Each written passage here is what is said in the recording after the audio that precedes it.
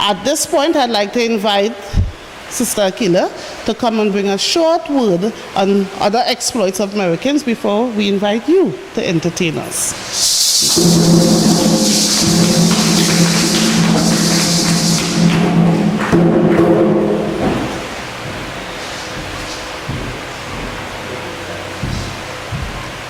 Pleasant good afternoon all.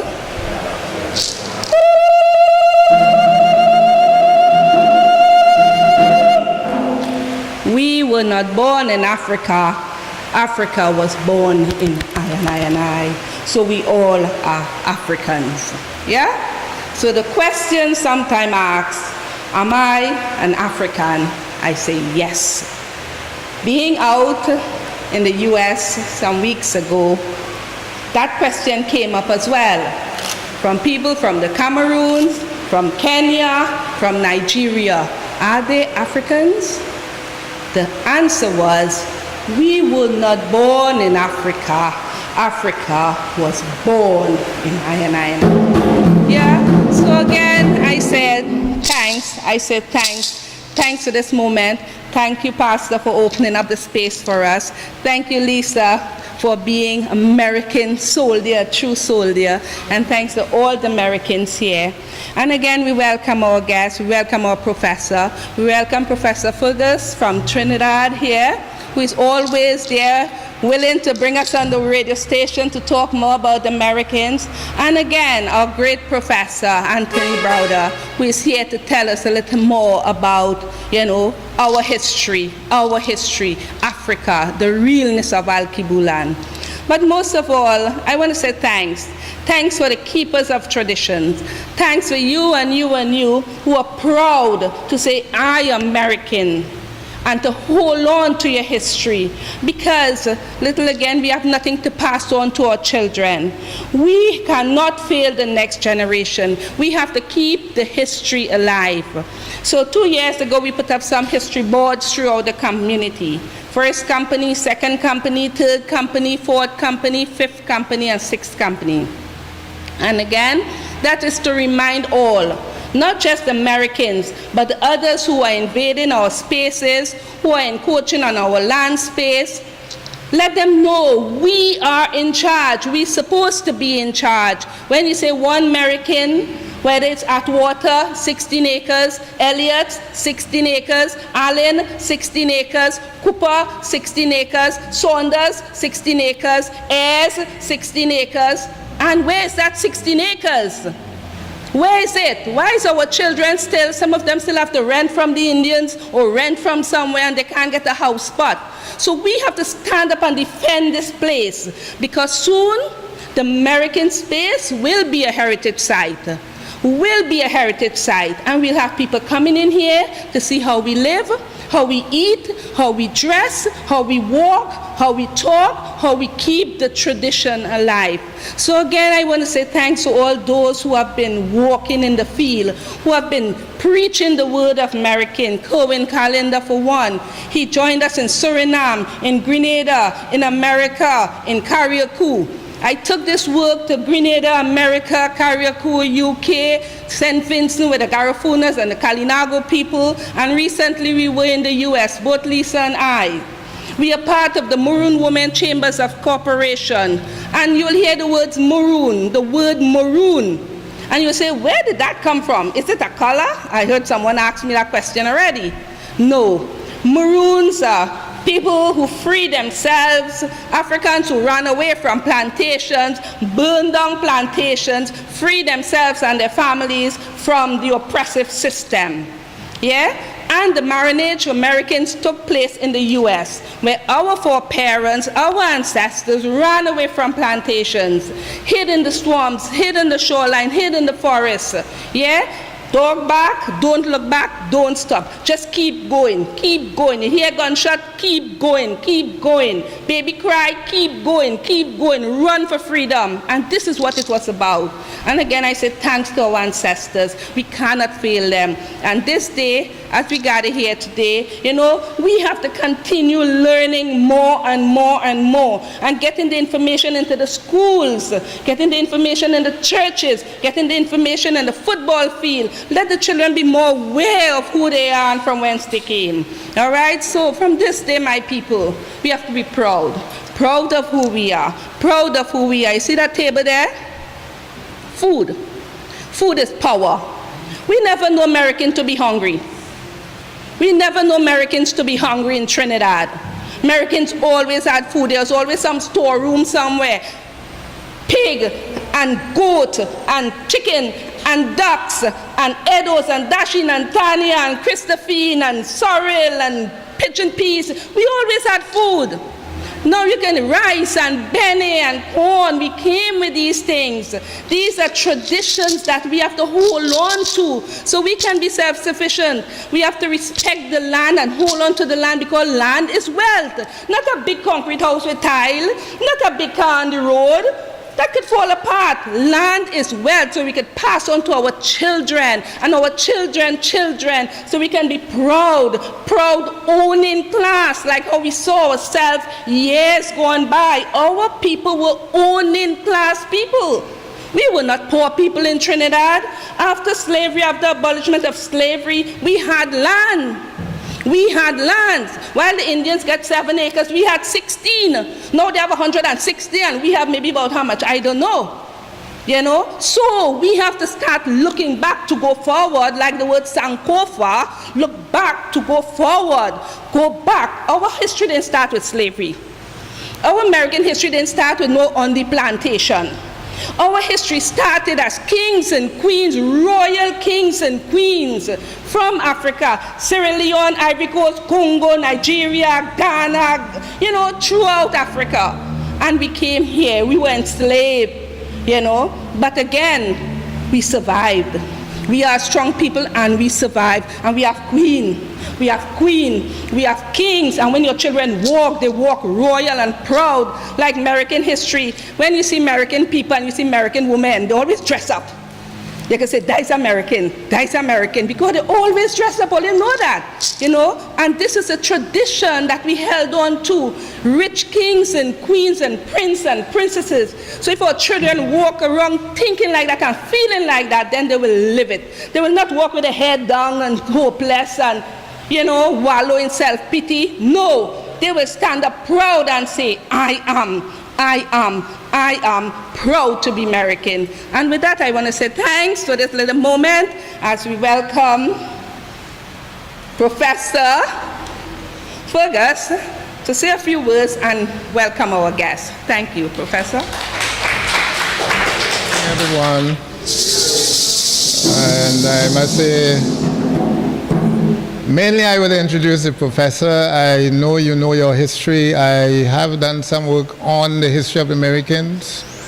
I tend to put it into a broader perspective than probably you would do, because I also have studied the revolutions in the Caribbean which eventually led to the Americans, particularly the Haitian Revolution and the revolutions which were fought in a number of the islands in the Eastern Caribbean around the same time. In fact, what I see is one revolution. The Haitian Revolution was in fact a revolution within the Caribbean with Haiti as the center, but it was a wider revolution that engulfed almost all of the Caribbean islands. And out of that, the British continued recruiting African people to fight for them virtually, so that the recruitment of Africans in North America was just a continuation of what they were doing in the Caribbean.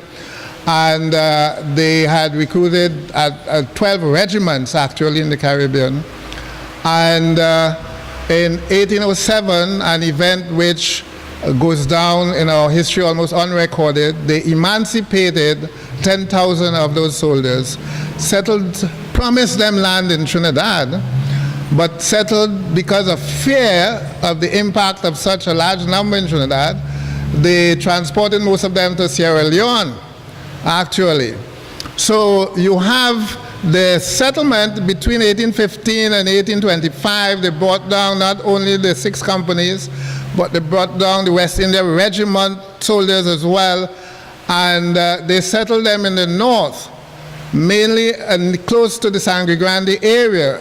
One of those settlements in what is today Quarry has no visible evidence that they existed at all, except one grave that we know about, which probably they have bulldozed through sand mining because the numerous appeals to the government have gone down, without any positive response to protect the site.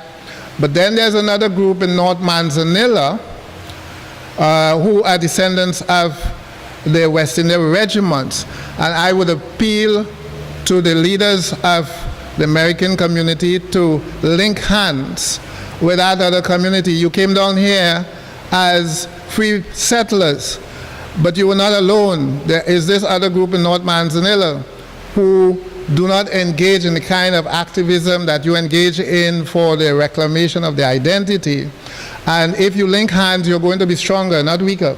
So I think you should have a delegation go up to North Manzanilla and check out the community there. They still engage in agriculture. I don't know if they have their 16 acres, but that area is less challenged by newcomers than here.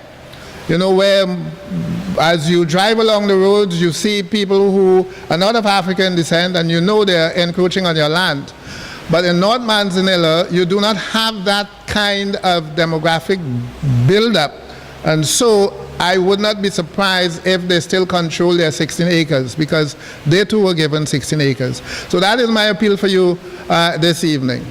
At this point, I would want to introduce to you one of our most eminent scholars, Professor Anthony T. Browder, who comes from the University of Maryland. He is a multi-genius, actually.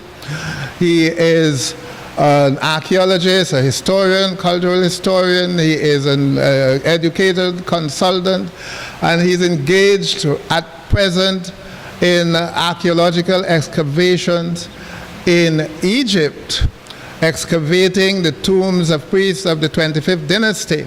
That dynasty is what we call the last golden age of ancient Egypt, or Kemet. Kemet is the name we prefer to use as African people. Kemet, remember that name. And he will tell you about what he's doing there. But the 25th dynasty, one of the great dynasties that come out of ancient Egypt, they were able to revive a lot of the traditions which had gone into the decline after numerous invasions by foreigners. So he's there. One of the great things about that expedition is that he himself is funding that expedition. So it's self-financed, because, as Lisa said, she doesn't know about black archaeologists. This is one of the reasons you don't know about them, because of the difficulty in getting finance, right? His daughter is sometimes his partner in these expeditions. So there you have a new generation of African-American archaeologists. I don't think she's specialized yet, but from what she has posted online and what he has shown us, I'm sure that anybody who has gone into those tombs, you cannot help but become an archaeologist at some point in time. So we wish her well, and you have the succession. Of course, it's a field that can benefit this community as well. You go back to 1812, but what do you know about your material culture? Some of it is buried under the ground, right? So I would encourage you to encourage some of your young scholars to enter the field of archaeology as well, so that you can have someone who might be able to attract enough funding to engage in some kind of archaeological research here, which would strengthen your community in terms of what you know about your community, not only from oral tradition, but from the material culture which your ancestors would have left behind. So without further ado, let me invite Professor Browder to come and say a few words to you. Thank you. Hello, family. How are you all? Good, good, good. I'm happy to be here. I'm grateful for the pastor for opening up this sacred space. I'm grateful to my sister for doing the libations to invite the ancestors to be here and inspire us in this sacred space. And I'm grateful to my sisters for bringing you all here to create this opportunity for me to have a chance to dialogue with you ever so briefly. As I was eating my lunch back in the back, had a conversation with my sister here about war, right? The Americans are here because of a war, because the Brits who had colonized America. Let me give you some context. Let me put some things in context. This year in the United States of America, they're commemorating the 400th anniversary of the introduction of the first enslaved Africans in Virginia, right? 1619 to 2019 represents 400 years that Africans have been in America. And one of the issues that we have to look at is that those first Africans who were introduced to America were brought there by the Brits who were colonizing this land at the time. The British were expanding their empire. And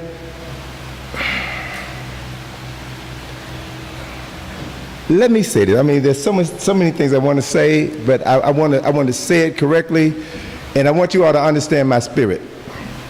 I hate the British. I despise the British. And I despise their cousins, the Americans. America is an extension of British. Why do I say that? Hate is such a harsh word, but why do I say that? I say that because the British were the most successful enslavers of African people in the history of slavery. They profited more from the theft, sale, and enslavement of African people than any other nation on this planet. Britain, this tiny little island off the coast of Europe, British don't even consider themselves Europeans. They will proudly say, and that's why they're separating from the European Union. They're not European, they are British. They see themselves as distinct from everybody else in this world. So the question that we have to ask ourselves is, how did this tiny little island come to control 85% of the planet and over 90% of the planet's resources? Why is it that English is the language of commerce? English is the language of mathematics. English is the language of science. How is it that these people from this tiny little island control most of the world? We were told that the sun never set on the British Empire. They control and dominated people all over the planet. So one of the things that we have to do is to begin to look at these people. Who are they? What is the evil spirit that possesses them that has caused them to go all over the planet, reaping death and destruction to everyone that they discover, everyone that they colonize, and everyone that they enslave? We got to have some context for this. Ossie Davis, the African-American writer, playwright, movie star, was the man who eulogized Malcolm X. 1965. He referred to Malcolm X as our black shining prince. Ossie Davis also wrote a small article in the 1960s entitled "The English Language is My Enemy." The English language is my enemy. And in this article, he said that there are approximately 127 adjectives for the word black in the English language. And most of those adjectives are negative, derogatory, and demean people of African ancestry. We have words like black ball, black male, black list, Black Friday. Everything black is dirty, nasty, and evil. What do you call black cake here? You have in the United States, we have a specific name for black cake. What do you call black cake? No, well, in the United States, we call black cake devil's food cake. And you call white cake what? Angel food cake. So everything that is white is pure, is godly, is clean. Black is dirty, white is clean. This is in the English language. In the English language. You won't find this in any other language. In the English language. So speech is subvocal thought. Before we say anything, we have to first think it in our mind, conceptualize it, and think it in our mind. So we are communicating in the language of our former colonizers, our former enslavers, and our constant oppressors, English. So we communicate using the English language, but our minds have been programmed through the use of this language to see ourselves as less than. And so we have to be clear about who programs us so that we can assume responsibility for reprogramming ourselves. Because if we aren't reprogramming ourselves, we are still enslaved. We are mentally enslaved. So it's important for us to put the British in context, to put their American cousins in context. The British control the world. And when they lost the colonies to America, America now controls the world. America is now the most powerful nation in the history of humanity. Why? Because they inherited all of the negative, destructive traits from their British cousins. Let's be clear. Let's be clear. And let's understand that. So we have to begin to understand who we are as African people. We may not have been born in Africa, but Africa was born in us. Africa is in our DNA. So we have to begin to understand what Africa is. British scholars said that of all the 16 civilizations of the world, the only one which has not made a contribution to humanity is the African civilization, is African people. That's a lie. Because if we study history, and let's be clear when we talk about history. History is exactly what the word says, his story. So whenever someone tells you his story, they're going to tell you what they want you to know, and they're not going to tell you what you need to know. So Voltaire said that history is a lie agreed upon. History is written by the victors in every conflict. So the stories or the histories that have been written by us have been written by our conquerors, have been written by our enslavers. Those histories do not do us justice. So we must study the language of our oppressor, but we don't have to become our oppressor. We must learn how to read, learn how to write, learn how to reason, so that we can bust out of this mental prison that we've been born into and then do the work that we were born here on earth to do. Speaking of myself personally, I'm introduced as an archaeologist. I'm introduced as a professor. I'm introduced as an Egyptology. But let me be honest with you. I have no degree in archaeology. I have no degree in Egyptology. None whatsoever. I learned early in my life, I learned early in my career, right after I graduated from college, that as long as I work for someone else, they will never pay me what I'm worth. And that the only way I can live as a free person is to create my own businesses and employ myself, employ my mother, employ my daughter, employ my friends, employ those black lives that matter to me. I've been self-employed for 40 years. I've not had to work for white people or crazy Negroes for 40 years. And as a result of that choice that I made, I'm able to do the things that I want to do. I've traveled to Egypt 56 times. I'll be making my 57th trip to Egypt in 2 weeks.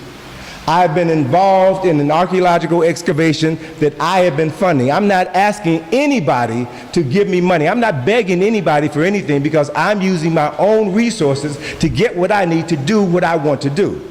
So that I've been studying Egyptian history for the past 42 years. I know more about Egyptian history than the average Egyptologist. I've been involved in an archaeological excavation. I am doing in Egypt right now what trained Egyptologists have never done. So let's not get caught up in titles, because everyone has heard of King Tut, right? King Tut. King Tut's tomb was discovered by Howard Carter. Howard Carter was not an Egyptologist. Howard Carter was not an archaeologist. Howard Carter was a man who had an idea, and he went to another man to get his money to fund his efforts to excavate and find the tomb of King Tut, Tutankhamun. So he's not an Egyptologist.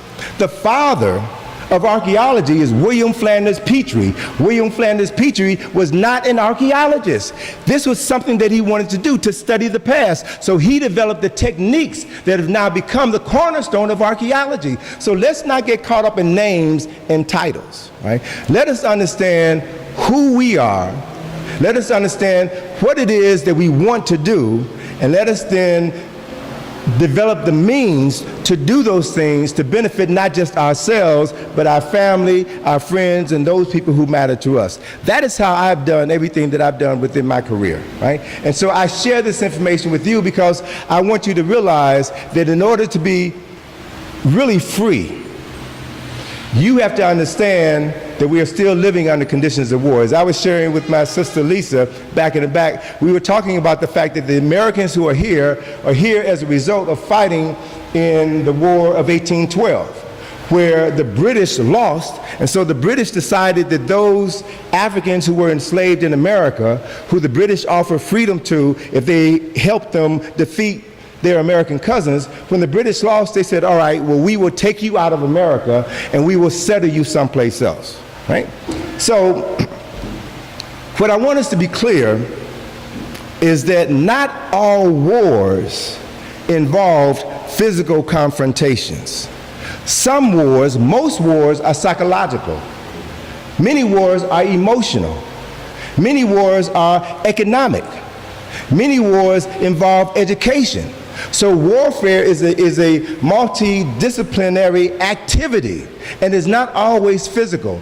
At the U.S. War College in Washington, D.C., southwest Washington, D.C., where all the generals who have planned all the wars that the United States has fought in the 20th century come to this war college to study the art of war.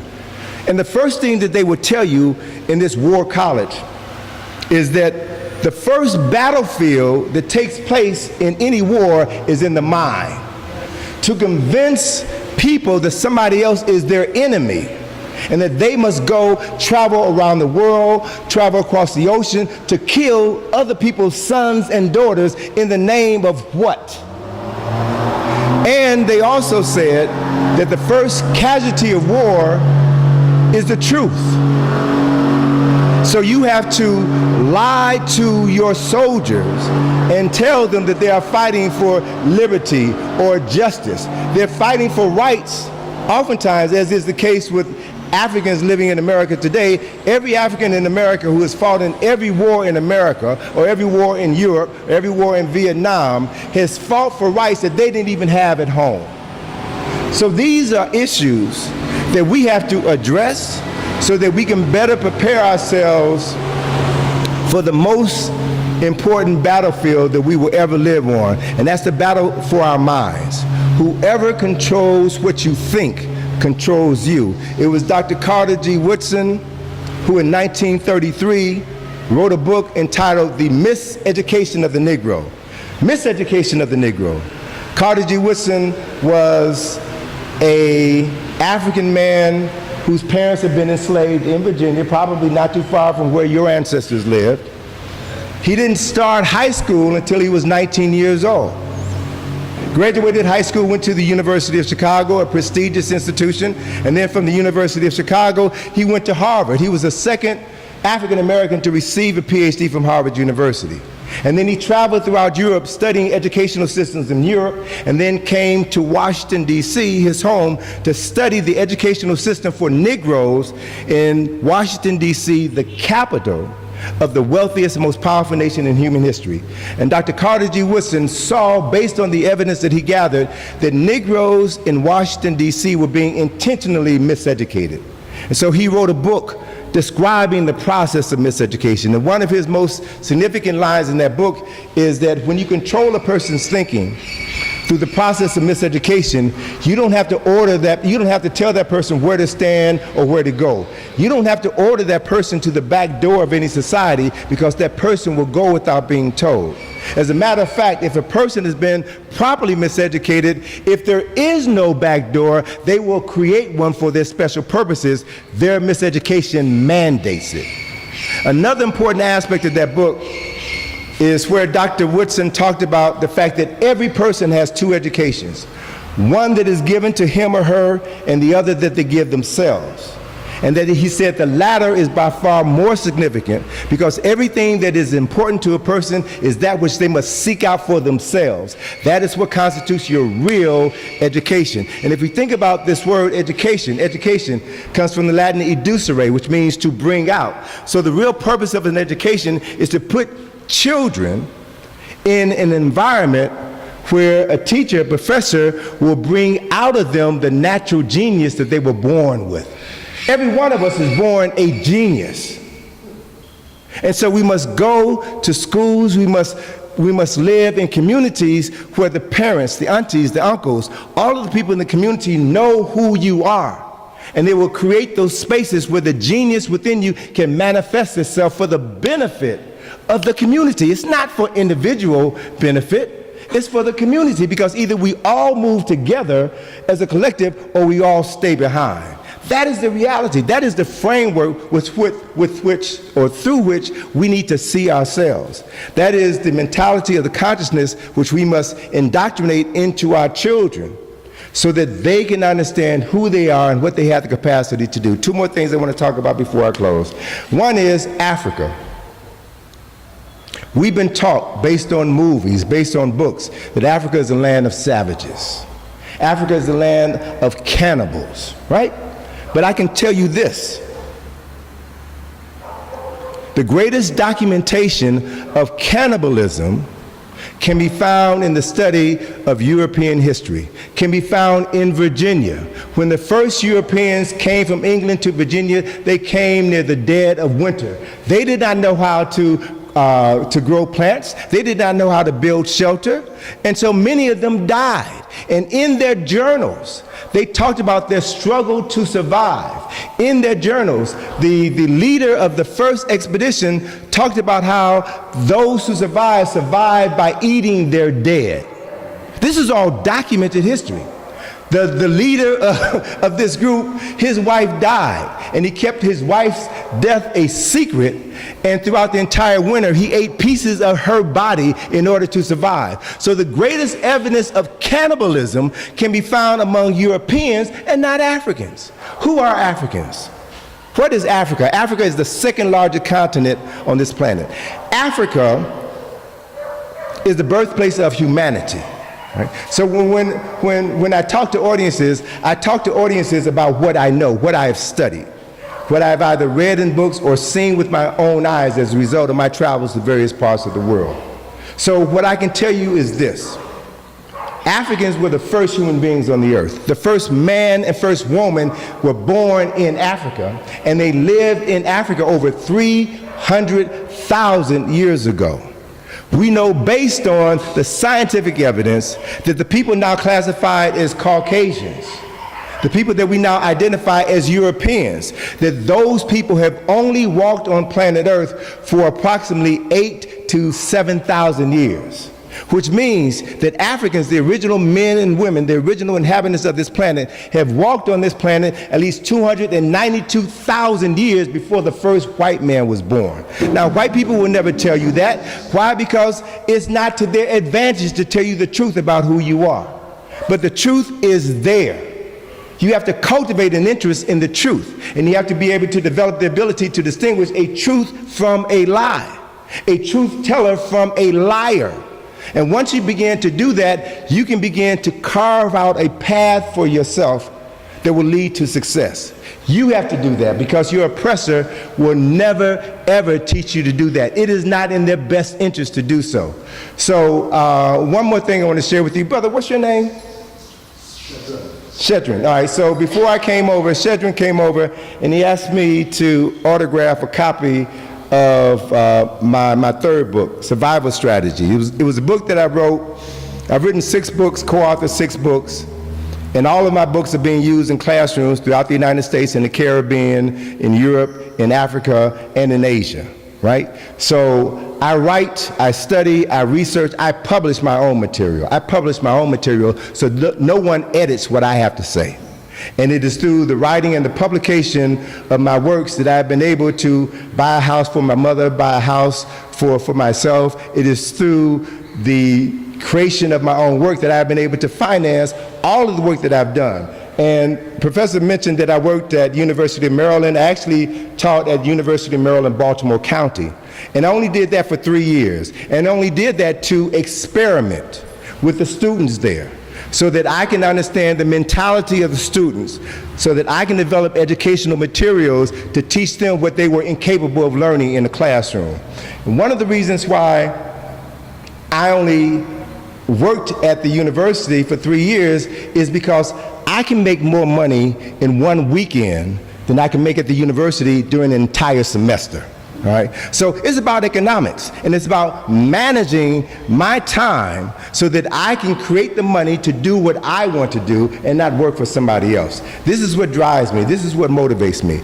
But I want to share with you very briefly something that I learned at the beginning of my career that let me know who I was and what I had the capacity to do.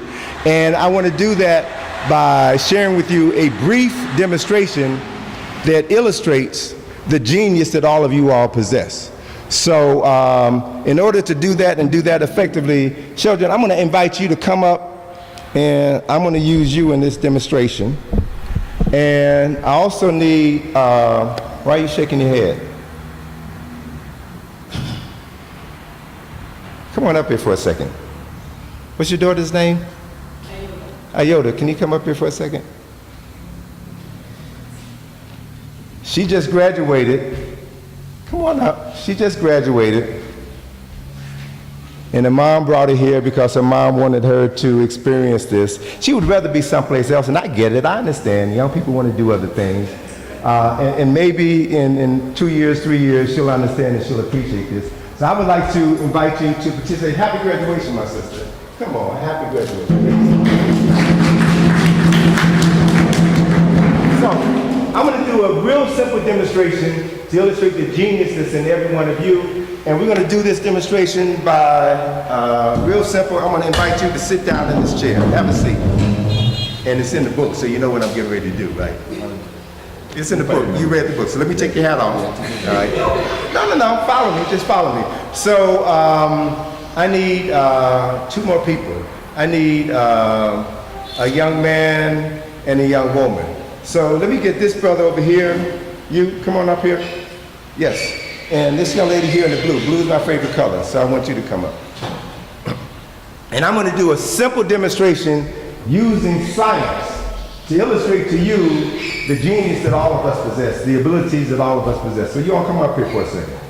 We're going to do a real simple test, a real simple demonstration. And yeah, we're in good position. How you doing? No, how are you doing? Good. Good. All right, so look at me. When someone talks to you, you look at them. You look them in the eye, and when you shake their hand, you shake their hand with determination, right? All right, so look at me seriously and shake my hand seriously. All right, very good. How are you? How are you? What's your name? Nice to meet you. All right, good handshake. Amina? How are you? I'm very well. Thank you for asking. All right. So we're going to do a real simple demonstration where, come here, where the 4 of us are going to lift this brother up out of the chair using 2 fingers each. Right? 2 fingers each. This is not magic. This is science. Right? And the way we're going to do this is, so this is what we're going to do. This is what I'm going to need you all to do. I'm going to need you all to concentrate and focus your energy. Okay? You all can do that? Can you do that? Talk to me. You have a mouth for a reason. Talk to me. Can you do that? No, yeah. Can you do that? Yes. Thank you. Thank you. All right, so this is what we're going to do. We're going to put our fingers together like this. Lock your fingers together like this. Okay. And I want you to put your fingers under his armpit. Just keep your arms natural. Put your fingers under his armpit, so you may get a little bit to the side, right? And put your finger under his armpit like this, right? And you get under his armpit like that, and you and I are going to get like that. You and I are going to get under his knees like this, and we're going to get in position, and on the count of 3, we're going to lift him up. Okay? So let's get in position. Everybody in position. All right. 1, 2, 3. All right, nothing. All right. It's not a trick. I just want to demonstrate. This is real. So now, I want you to take your left hand, hold it over his, now you gotta give me some energy, man. Give me some energy. Right? Put your left hand over his head. Over his head. There you go. Put your, not on his head, over his head. Very good. Your left hand over his, your left hand over hers. The other left, right. Your right hand over mine. Your right hand over his. Your right hand. So now, I want you all to close your eyes. I want you all to close your eyes. You close your eyes, all right? And take a deep breath. And I want us to see, I want you all to see in your mind's eye. That's the lift your hand up so you're not touching. Lift your hand up. Keep your hand up. Right? I want you all to see in your mind's eye. That's lifting your hand out of the chair. I want you to see it and visualize it. You can know what it's done. Can you see it? Can you see it, young lady in blue? And if you're having difficulty seeing it, tell yourself you see it. All right? Can you see it here? All right, open your eyes. Let's take our hands down one by one. And now let's get back in position. Back in position. On the count of 3, 1, 2, 3. All right. So let me do this.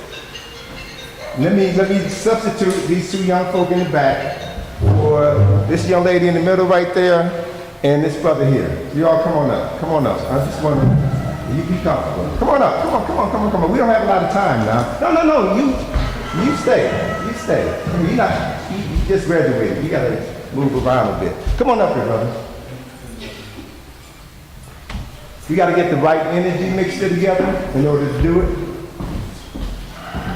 So the deal is this. You want to put your hands together like this. Lock your fingers together, right? You all are going to get under the armpit.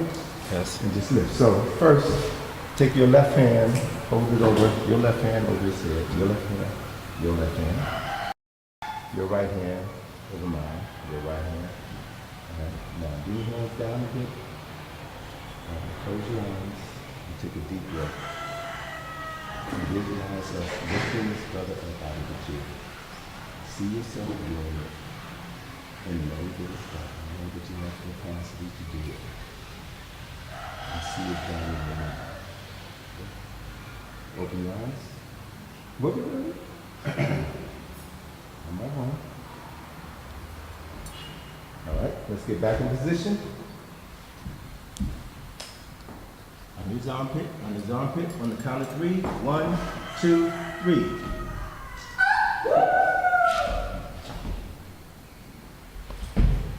All right, so, thank you. So thank you, brother, thank you. So let me explain to you what we did. What I just demonstrated to you was science. Science comes from the Latin serere, which means to know. Science is knowledge. Science is applied knowledge. What I demonstrated to you is what I learned a long time ago, is that our bodies are vessels through which energy enters into our bodies, through our heads, and it also comes in through our left hand and out our right hand.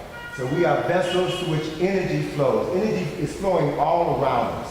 Energy is what creates our reality. So our bodies are vessels or channels through which energy works. So you all, everyone here remembers when a baby is born, right?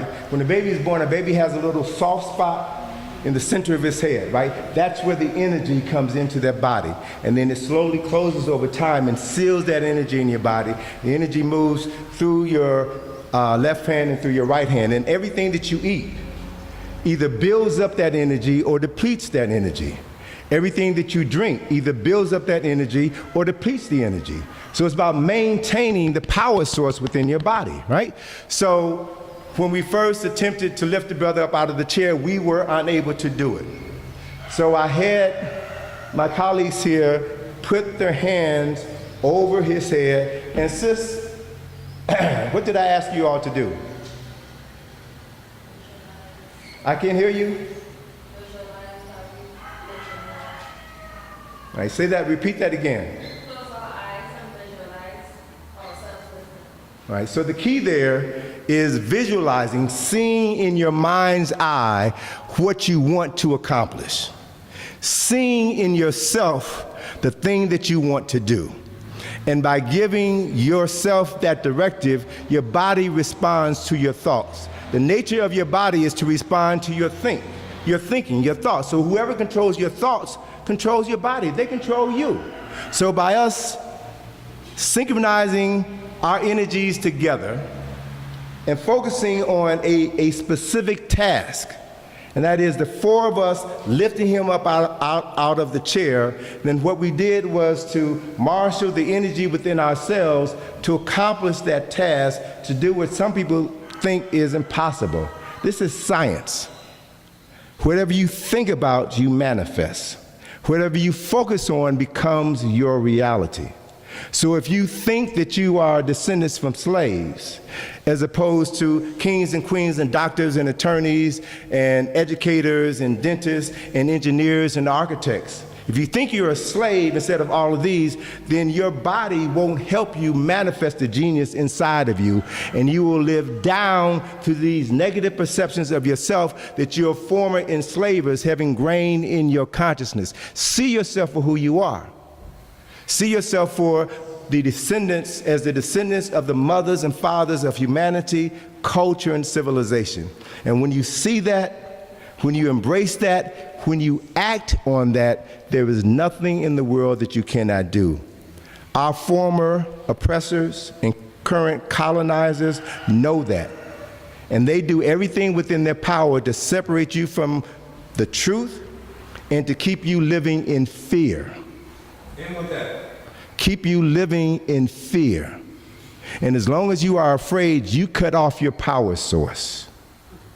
So I think I'm done, right?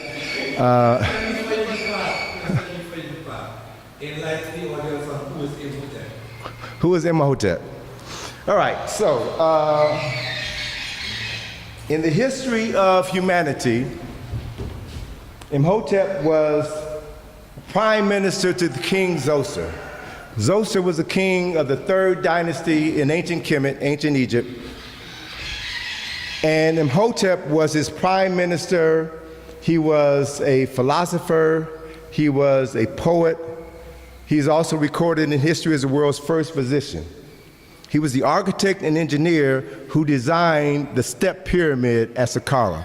The step pyramid is the first building made of stone on this planet.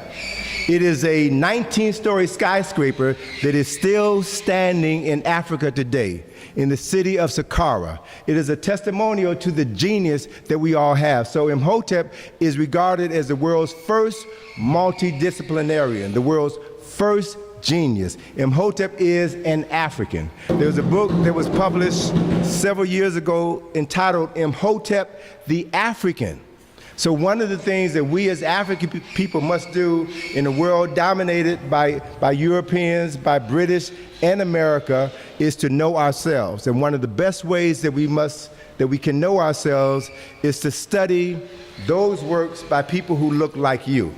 Now, don't misunderstand me. Not all black folk are working in the interest of black folk. You all know that, right?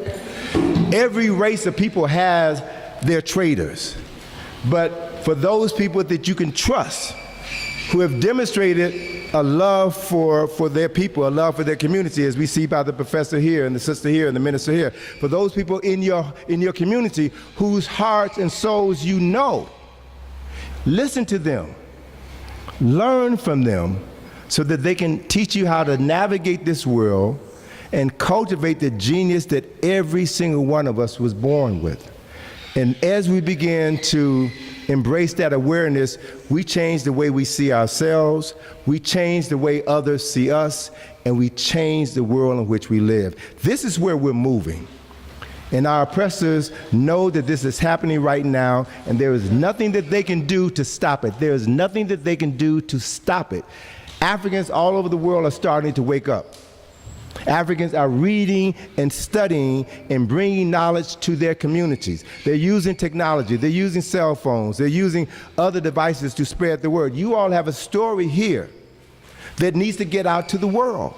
So teach your children to study their history and to love themselves and to share their stories with everyone else so that we can benefit from the lessons that you all have to teach us in the diaspora. So thank you all very much for welcoming. You mentioned King Tut. Right. Give us King Tut's full name. Well, King Tut's full name was Tut-Ankh-Atun. Tut-Ankh-Atun, the living image of Atun. After his father was murdered, the people who basically took control of the nation and made him king at the age of 8 or 9, brought him back to Luxor and changed his name to Tut-Ankh-Amen. Right? So we have to understand that he lived during a time of political upheaval between two different forces who were fighting for the history and culture and memory of their people. So we have to realize that while we say ancient Egyptian, ancient Kemet is a country to be proud of, those people were human just like you and I, right? All right, but beyond Nubian, I prefer Kush as opposed to Nubian because Nubian is a Roman word. They refer to themselves as Kushites. So we have to begin to see who we really are, study those scholars, Ivan Van Sertima, John Henry Clark, John Jackson, Dr. Joseph Ben Yuckinan, Asa Hilliard, Francis Welsing, Shashi McIntyre. There are numerous scholars who have written this information. The brother has a copy of my book. Ask him if you can borrow the book. I've got references in there of other books that we should be studying. We should be studying. Sometimes we have to turn off the television, put away our cell phones, sit down and read. Sit down and read and learn and build on what you learn. Thank you all very much. Lisa, good. Small is good.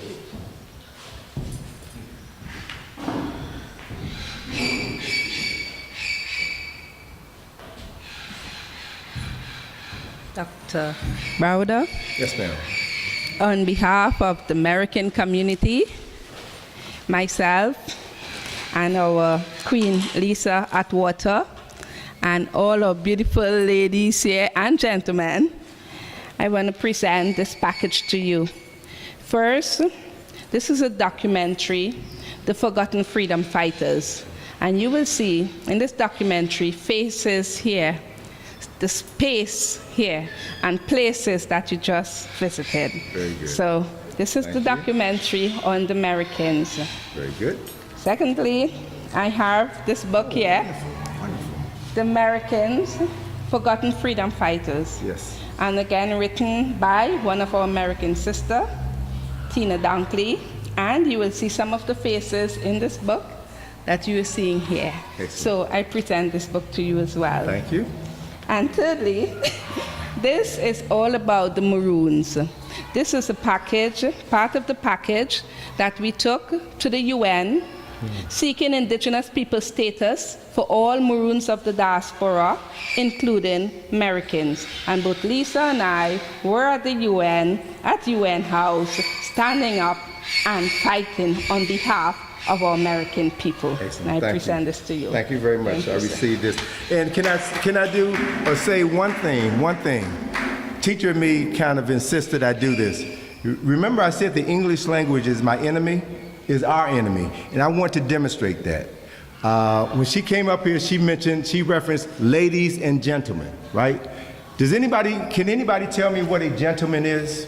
What is a gentleman? Sorry. No, it's okay. It's okay. We don't know. We don't know. We intentionally don't know. Can anybody tell me? Pardon me? A gentleman.